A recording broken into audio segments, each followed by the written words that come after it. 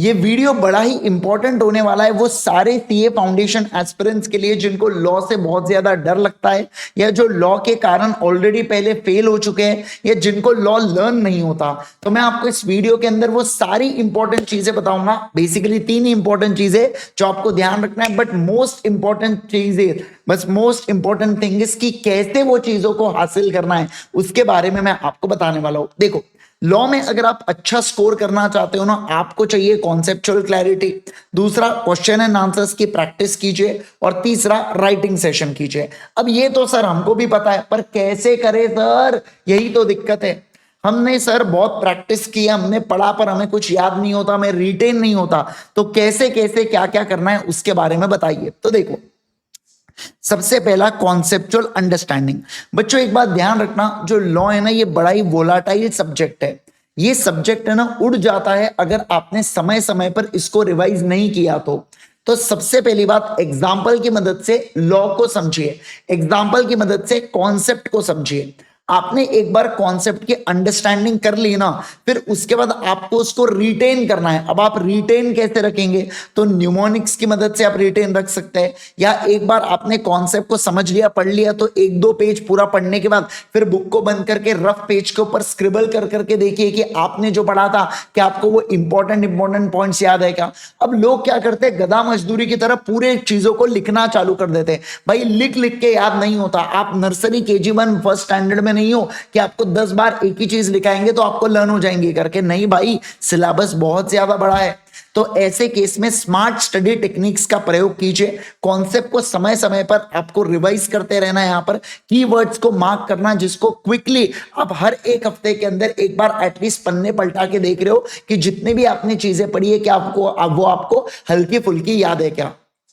तो इस तरीके से आपको करना है कि 2-4 पेजेस पढ़ने के बाद आपने रफ पेज निकाला और उसके ऊपर फटाफट स्क्रिबल करके देख लिया कि आपको कितने पॉइंट्स याद आ रहे हैं।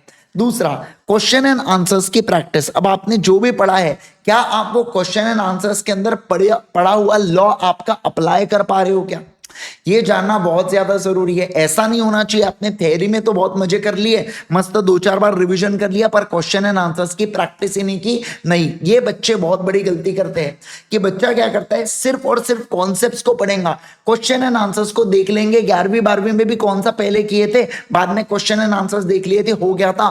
भाई यहां पर भी पूरा ही हो जाएगा, और वो भी अगला अटेम्प्ट में। समझ रहे हैं ना। तो इसलिए आपको क्वेश्चन एंड आंसर्स की प्रैक्टिस करना है, और अल्टीमेटली आपको पेपर में क्या लिखना है, कितना लिखना है, कौन से आंसर पर कितने मार्क्स का आप लिख के आएंगे, कैसे लिखेंगे, कैसे प्रेजेंट करेंगे, ये आपको राइटिंग सेशंस करना बहुत ज्यादा जरूरी है। कुछ बच्चे डायरेक्टली वहां पर जाके पेपर लिखते हैं, बच्चा वो उनके लिए मॉक पेपर की तरह हो जाता है। इंस्टीट्यूट भी होता है अगले टाइम में फिर से आना फाइनल पेपर लिखने के लिए। तो आपको राइटिंग प्रैक्टिस सेशंस को करना बहुत ज्यादा जरूरी है, ताकि क्वेश्चन एंड आंसर्स का प्रेजेंटेशन कैसे रखोगे ये जानना बहुत ज्यादा जरूरी है। अब बच्चों की सबसे बड़ी क्वेरी होती है, क्या सर हमको सेक्शन नंबर को कोट करना पड़ता है क्या? नहीं। दूसरा, क्या सर हमको एग्जैक्टली बुक के लैंग्वेज में लिखना पड़ता है क्या? नहीं। तो क्या लिखना पड़ता है, आपको कीवर्ड्स लिखना पड़ता है। जितने जितने इंपॉर्टेंट कीवर्ड्स होते हैं, वो सारे कीवर्ड्स आपको क्या करना पड़ता है बच्चों, वो आपको लिखना पड़ता है। सर कीवर्ड्स कौन से होते हैं, जैसे कि देखो मैं आपको एग्जांपल दूंगा। जैसे अगर मान लीजिए जैसे मेरी जो क्लास है उसके अंदर मैं आपको क्या करूंगा, जितने भी कीवर्ड्स है ना, वो मैं आपको बुक में ऑलरेडी हाईलाइट करके दे दिया हूंगा। एक तो मैंने बुक के अंदर ऑलरेडी लाल पॉइंट से मार्क कर दिया, या मैंने आपको हाईलाइट करके भिजवा दिया, समझे क्या बात को, या क्लासेस के अंदर हाईलाइट करवा दिया। तो ये क्या होते हैं, इंपॉर्टेंट कीवर्ड्स होते हैं, जिसके ऊपर, या जो मेरे रिवीजन वीडियोस है जिस वर्ड्स के ऊपर मैं बार बार फोकस करवाता हूं, उन्हें कीवर्ड्स बोला जाता है। और वो कीवर्ड्स आपके आंसर में दिखना चाहिए, वो दिख गए तो आपको नंबर मिलना ही है। अभी मैंने कल परसों में एक वीडियो पोस्ट किया था, सर्टिफाइड एनालिसिस किया था, मैंने सर्टिफाइड कॉपी का एनालिसिस किया था। अगर आप उस वीडियो को देखोगे तो उसके अंदर मैंने बहुत आराम से आपको समझाया हूं कि इंस्टीट्यूट आपसे क्या एक्सपेक्ट करता है, कितना एक्सपेक्ट करता है, कैसे आंसर को प्रेजेंट करना है, सब चीजें मैंने आपको बताया हूं। सर मुझे एक बात बताइए, अगर मुझे कॉन्सेप्ट्स को समझना है, मुझे रिवाइज करना है, क्वेश्चन एंड आंसर्स की प्रैक्टिस करना है, राइटिंग प्रैक्टिस सेशन करना है, तो सर प्लीज जुगाड़ जमाओ ना कुछ। तो देखो आप लोगों के लिए इस वीडियो के डिस्क्रिप्शन, कमेंट नहीं डिस्क्रिप्शन में चेक करना, आपको एक लिंक मिल जाएंगे बच्चों। उस लिंक के ऊपर क्लिक करेंगे ना तो आपके सामने एक एक्सेल शीट जैसा खुल जाएगा, उसमें सब है, रिवीजन है, क्वेश्चन एंड आंसर्स है, क्वेश्चन एंड आंसर्स की प्रैक्टिस है, राइटिंग प्रैक्टिस है, आरटीपी एमटीपी, सब कुछ चीजें उसके अंदर लॉ से रिलेटेड देके रखा है। बस एक चीज की कमी है, आपकी अच्छे से कंसिस्टेंटली पढ़ने की कमी है।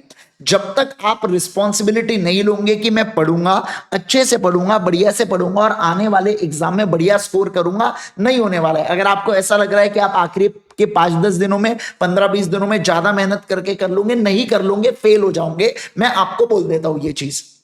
फिर बाद में पछता के कोई फायदा नहीं है भाई, अरे यार टाइम था, हो जाना चाहिए था, इंस्टीट्यूट जानबूझ के फेल करती है। भाई कोई जानबूझ के हो चुके, आपका तो नाम भी नहीं पता बेटा उनको।